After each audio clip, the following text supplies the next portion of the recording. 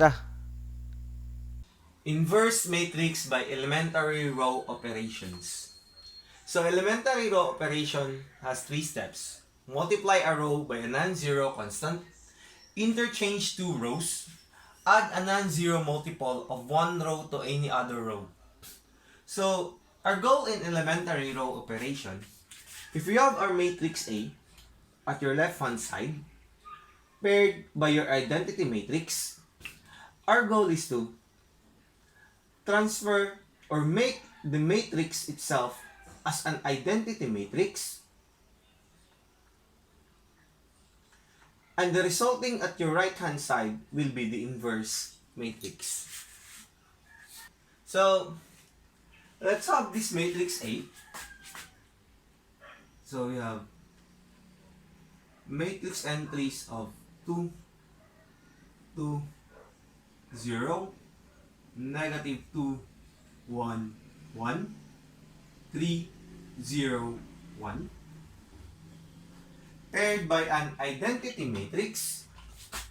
So this would be a 3 by 3 matrix. So we have 1, 0, 0, 0, 1, 0, 0, 0, 1.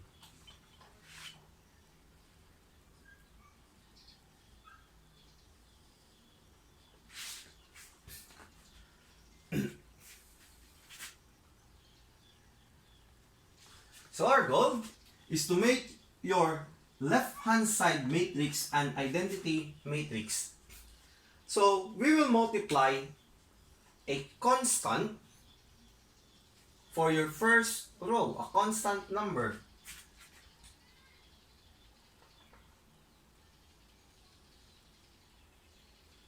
So multiplying a constant number to make your first element equal to 1. So that would be 1/2. So simply multiplied by its reciprocal of the element. So let's say that would be R1 times 1/2. So you have R1 times 1/2. So 2 times 1/2. So you have 1. 2 times 1/2. So 1. 0 times 1/2. So that is 0. 1 times 1/2. So 1/2. 0 times 1/2. So that is 0. 0 times 1/2. So equal to 0. Next you have copy the second and third row. Negative 2, 1, 1, 0, 0, 1. This is 0, 1, 0, 3, 0, 1, 0, 0, 1. Next, our goal would be to make the first element of the second and third row equal to 0. So to make it equal to 0, simply that would be your row 1 multiplied by the opposite sign of the first element. So that is negative 2. So the opposite sign of negative 2, that is 2. Positive 2. Plus your row 2. Then for your third row, that will be your row 1, always. Row 1 multiplied by the opposite side of your first element. So we have negative 3 plus row 3.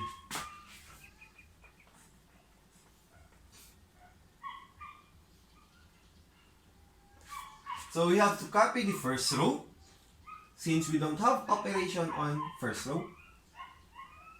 So your row 1, copy. That will be 1, 1, 0, 1/2, 0, 0. So R1 times 2 plus R2. So we have 1 times 2 plus negative 2. So that is equal to 0. 1 times 2. So 2 plus 1. So that is equal to 3. 0 times 2. So 0 plus 1. So that is equal to 1. 1 half times 2. So that is equal to 1. Plus 0. So that is 1. 0 times 2. So 0 plus 1. That is equal to 1.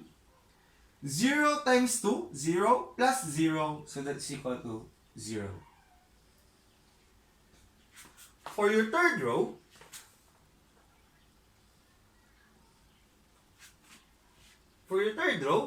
we have 1 times 3, so that is positive 3, plus positive 3, so that is equal to 0.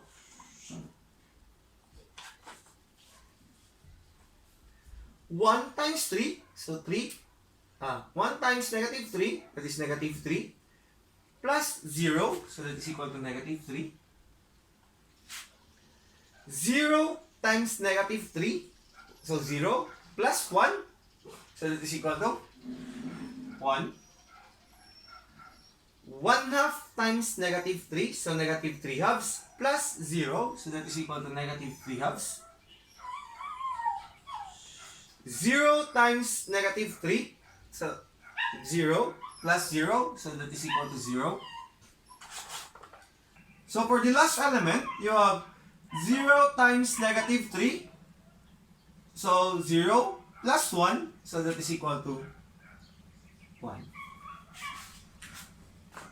Now, we are finished for multiplying a constant by your first row.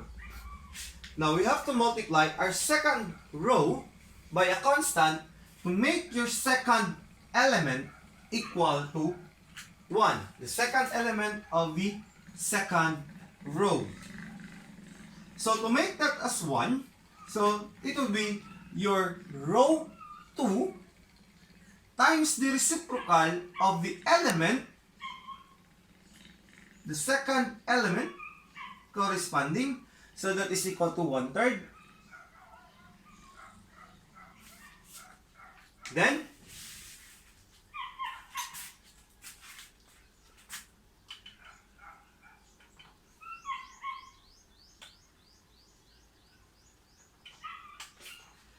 copy the first and third row. So we have 1, 1, 0, 1 half, 0, 0, 0, negative 3, 1, negative 3 halves, 0, 1.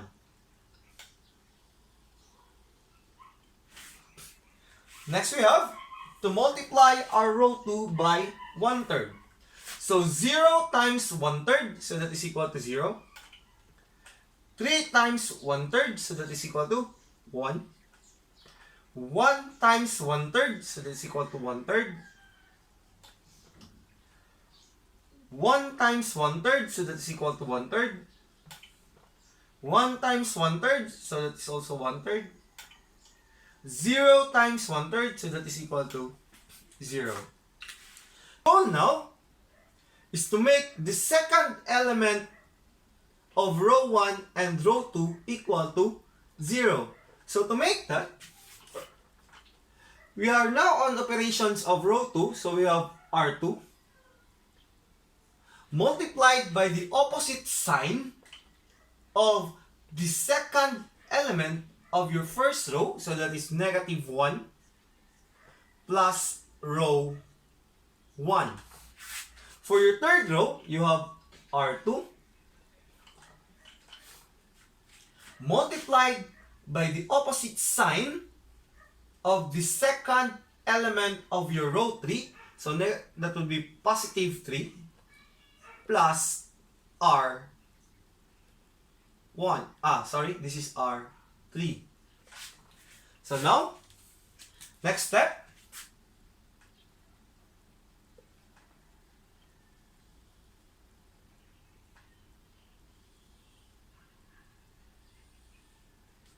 copy the second row.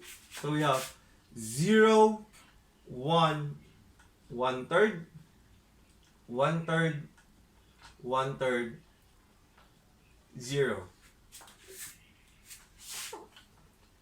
So let's solve now for the operation.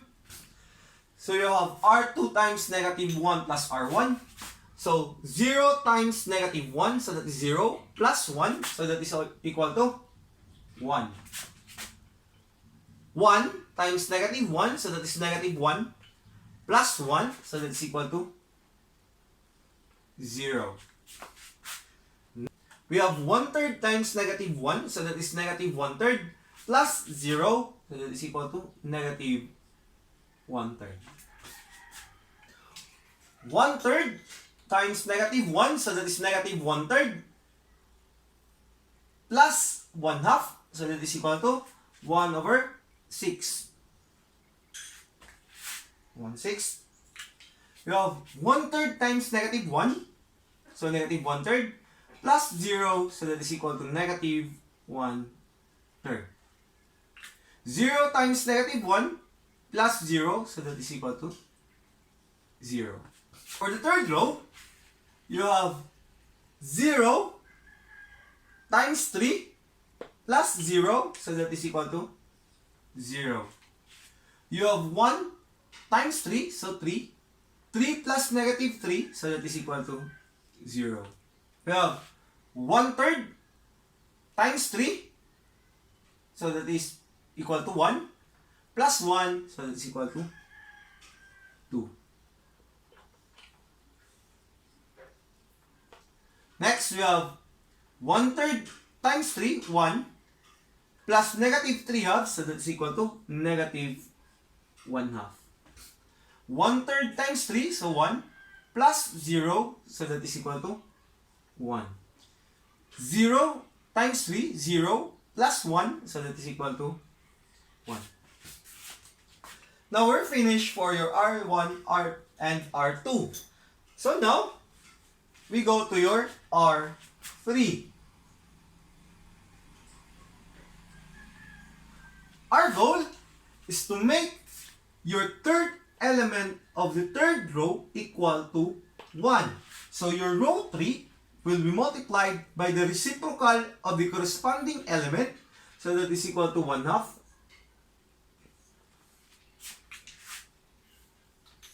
So you will solve its operation.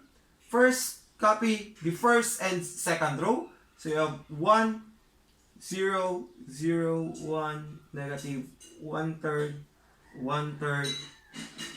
We have 1/6, negative 1/3, 0, 1/3, 1/3, 0.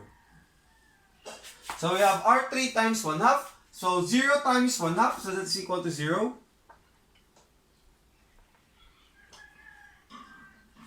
Next, we have 0 times 1/2, so that is equal to 0. 2 times 1/2, so that is equal to 1. Negative 1/2 times 1/2, so that is negative 1/4. 1 times 1/2, so that is 1/2. 1 times 1/2, that is equal to 1/2. Next, our goal now is to make the third element of your first row and second row equal to 0. So, we will have your row 3, since we are in the operation of the third row, you have row 3 times the opposite side of the corresponding element, so that is negative 1/3. So the opposite of negative 1/3, so that is positive 1/3, plus row 1. Then we have, for your second row, we have R3 or row 3 times the opposite sign of this corresponding element. So you have negative 1/3 plus R2 for your second row. So operate the matrix. So we have 0 times 1/3 plus 1, so that is equal to 1. 0 times 1/3, so 0, plus 0, so that is equal to 0.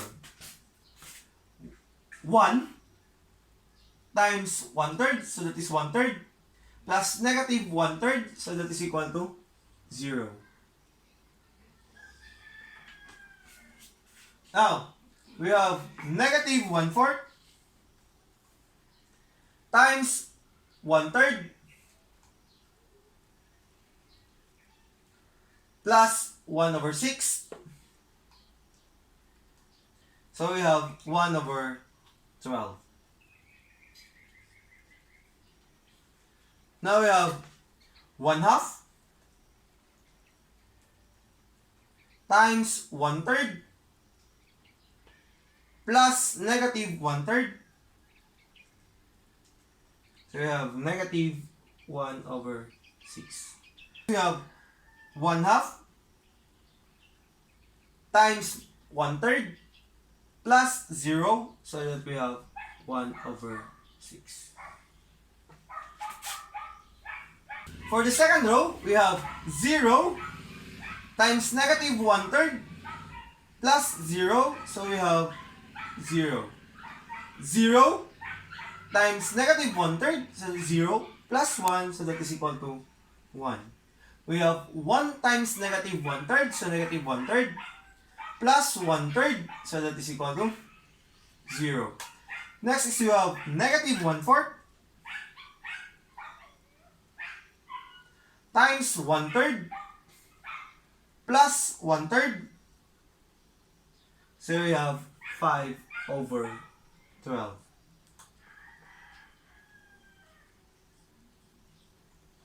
Next is we have 1/2 times negative 1/3 plus 1/3, so that is equal to 1/6. Next is you have 1/2 times 1/3 times negative 1/3 plus 0, so we have negative 1/6. Next, copy the third element. So 0, 0, 1, negative 1/4, 1/2, and 1/2. As you could see now, we have an identity matrix on your left-hand side. Therefore, the inverse matrix of your A is equal to the right-hand side of your matrix. Therefore, the inverse matrix of A is equal to 1/12, negative 1/6, positive 1/6, 5/12, 1/6, negative 1/6, negative 1/4, 1/2, and 1/2. So this should be your inverse matrix.